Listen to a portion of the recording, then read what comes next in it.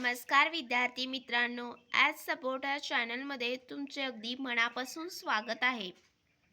तर इयत्ता 9वीचा जो व्याकरणाचा भाग असणार आहे तो विभाग 4 मध्ये विचारला जातो, जो एकूण 16 मार्क्ससाठी असणार आहे।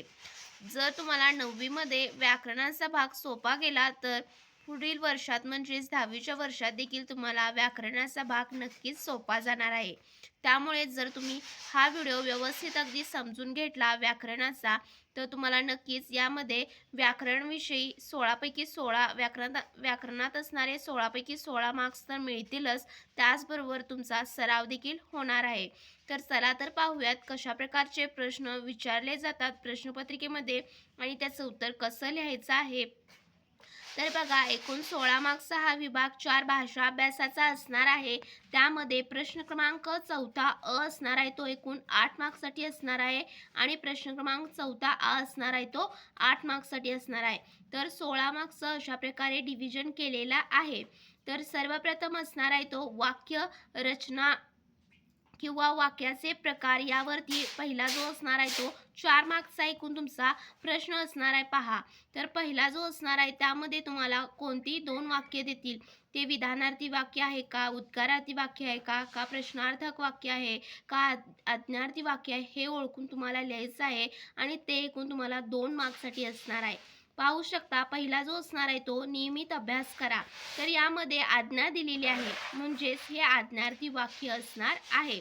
त्यानंतर दुसरा पाहू शकता, दुसरा देखील असणार आहे, त्यामध्ये उद्गारवाचक चिन्ह दिलेलं आहे, त्यामुळे हे उद्गारार्थी वाक्य असणार आहे। तर वाक्याचे असे वेगवेगळे प्रकार आहेत, विधानार्थी वाक्य, आज्ञार्थी वाक्य, उद्गारार्थी वाक्य, प्रश्नार्थक वाक्य।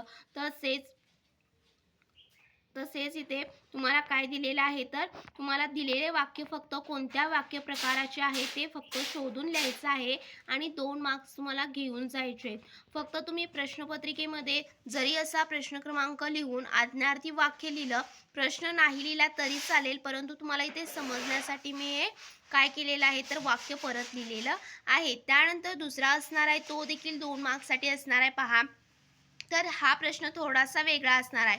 यामध्ये तुम्हाला एखादं वाक्य देतील आणि दिलेले वाक्य हे कंसात काय करतील, तर आज्ञार्थी वाक्यात रूपांतर करून लिहा।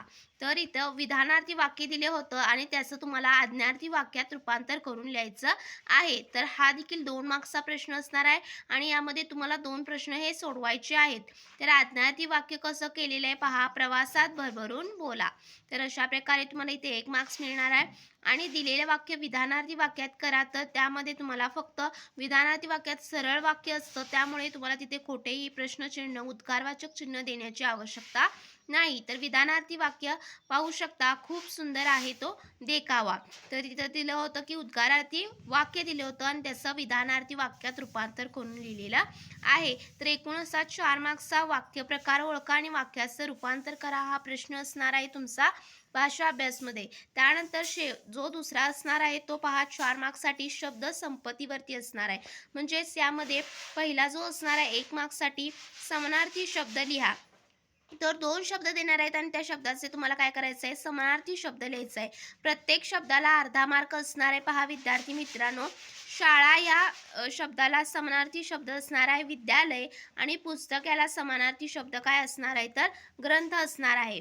त्यानंतर दुसरा देखील 1 मार्क्ससाठी असणार आहे आणि ज्यामध्ये तुम्हाला विरुद्धार्थी शब्द काय करायचा आहे, दिलेल्या शब्दाचा विरुद्धार्थी शब्द लिहायचा आहे। तर सुंदर यासाठी विरुद्धार्थी शब्द असणार आहे कुरूप आणि सुखसाठी विरुद्धार्थी शब्द दुःख असणार आहे। त्यानंतर तिसरा देखील 1 मार्क्ससाठी असणार आहे। तुम्हाला दिलेले 2 शब्द काय करायचं आहे, त्यांचं वचन बदलून लिहायचं आहे। पहा, रस्ते हे अनेक वचन आहे आणि रस्ता हे एक वचन असणार आहे। त्यानंतर भिंती, भिंत। तर प्रत्येक प्रश्नाला अर्धा मार्क्स असणार आहे, असा एकूण 1 मार्क्ससाठी वचन बदलावरचा प्रश्न येणार आहे। त्यानंतर 4था जो असणार आहे तो असणार आहे शब्द समूहाबद्दल एक शब्द लिहा। हा देखील 1 मार्क्ससाठी असणार आहे आणि ज्यामध्ये तुम्हाला काय करायचं आहे, तर यामध्ये प्रत्येक प्रश्नाला अर्धा मार्क्स असणार आहे, 2 प्रश्न असे सोडवायचे आहेत। फक्त तुम्ही जस्ट इथं नंबर लिहून ते काय शब्दसमूहाबद्दल कोणता तो एक शब्द आहे ते लिहिलं तरी चालेल किंवा परत प्रश्न लिहून शब्द लिहिला तरी चालेल. तरी तर मी तुम्हाला समजण्यासाठी लिहिलेलं आहे पहा. कविता करणारी स्त्री कवयत्री आणि भाषण देणारी व्यक्ती वक्ता. भाषण देणाऱ्या व्यक्तीला वक्ता म्हणतात आणि कविता करणाऱ्या स्त्रीला कवयत्री आणि कविता करणारा पुरुष असेल तर तिथं कवी येणार आहे. तर अशा प्रकारे खूप सोपं असणार आहे शब्दसंपत्तीवरचा हा 4 मार्क्सचा प्रश्न, ज्यामध्ये परत सांगते समानार्थी शब्द, विरुद्धार्थी शब्द, वचन बदला, शब्दसमूहाबद्दल एक शब्द लिहा, असे सोपे प्रश्न 4 मार्क्ससाठी असणार आहेत. आणि जो 4 मार्क्ससाठी वाक्यावरचा असणार आहे, ज्यामध्ये वाक्यात रूपांतर करा किंवा काय असणार आहे तुम्हाला तर दिलेले वाक्य कोणत्या प्रकारचे आहे हे ओळखून लिहा. तर खूप सोपा 8 मार्क्सचा आपण प्रश्न क्रमांक 4 अ पाहिला. त्यानंतर पहा, जो तुमचा पुढचा प्रश्न असणार आहे तो प्रश्न क्रमांक 4 आ असणार आहे आणि ज्यामध्ये तुम्हाला काय करायचं आहे तर लेखन नियमानुसार योग्य शब्द निवडून लिहा. तर तुम्हाला त्यामध्ये 4 पर्याय देणार आहेत आणि त्या 4 पर्यायापैकी जो लेखन नियमानुसार अचूक शब्द आहे तो तुम्हाला व्यवस्थित अगदी शोधून त्याचं प्रश्न क्रमांक आणि काय करायचं आहे तर तो शब्द लिहायचा आहे. तर इथं विज्ञान आणि भूगोल लिहिलेला आहे. तर हा देखील एकूण तुमचा किती मार्क्सचा प्रश्न असणार आहे तर 2 मार्क्सचा हा प्रश्न असणार आहे. त्यानंतर पुढचा प्रश्न पहा, विरामचिन्हावरचा असणार आहे. तर तुम्हाला विरामचिन्ह देतील आणि त्या विरामचिन्हाचं नाव लिहा असं म्हणतील. तर इथं पूर्णविराम, स्वल्पविराम, त्यामध्ये प्रश्नचिन्ह देऊ शकतात, उद्गारवाचक चिन्ह देऊ शकतात. तर तुम्हाला ते माहीत असलं पाहिजे. हे देखील 2 मार्क्ससाठी असणार आहे. तर एकूण पहिला जो होता तो लेखनिमानुसार अचूक शब्द तो 2 मार्क्ससाठी आणि विरामचिन्हांचा 2 मार्क्ससाठी, म्हणजे एकूण 4 मार्क्ससाठी हा प्रश्न सोपा असणार आहे. त्यानंतर तिसरा असणार आहे तो 4 मार्क्ससाठी असणार आहे. पहा, तर तुम्हाला काय करायचं आहे, 2 वाक्यप्रचार देतील आणि त्या वाक्यप्रचाराचा अर्थ लिहून वाक्यात रूपांतर करा असा प्रश्न असणार आहे. तर यामध्ये पहिला जर तुम्ही वाक्यप्रचार सोडवला त्यासाठी 2 मार्क आणि दुसरा सोडवला तर त्यासाठी 2 मार्क्स असणार आहेत. तर कशा प्रकारे 2 मार्क्सचं डिव्हिजन केलेलं आहे पहा. 1 मार्क्स असणार आहे तो तुमचा अर्थ लिहिण्यासाठी असणार आहे, म्हणजे वाक्यप्रचाराचा अर्थ योग्य लिहिला असेल तर 1 मार्क्स मिळणार आहेत आणि त्या वाक्यप्रचाराचं योग्य वाक्यात रूपांतर केलं असेल तर त्याला 1 मार्क्स मिळणार आहे. तर पहिला पाहूयात, हातात हात घालणे याचा अर्थ आहे सहकार्याने एकत्र काम करणे आणि त्याचं वाक्यात रूपांतर काय केलेलं आहे पहा. गाववाल्यांनी हातात हात घालून गावाची सफाई केली. तर इथं तुम्ही 2 मार्क्स घेऊन जाणार आहात.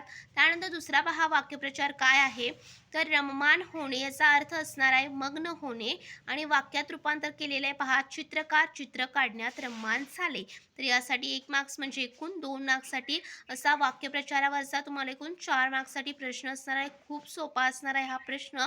तर एकूण 4 मार्क्स, विरामचिन्हांसाठी 2 मार्क्स आणि तुम्हाला लेखनियमानुसार अचूक शब्द ओळखून लिहा यासाठी 2 मार्क्स, म्हणजे एकूण प्रश्न क्रमांक 14 आ जो होता तो 8 मार्क्ससाठी असणार आहे आणि जो तुमचा प्रश्न क्रमांक 14 अ होता तो देखील 8 मार्क्ससाठी, म्हणजेच तुमचा विभाग 4 भाषा अभ्यासवरचा 16 मार्क्सचा सोपा प्रश्न असणार आहे.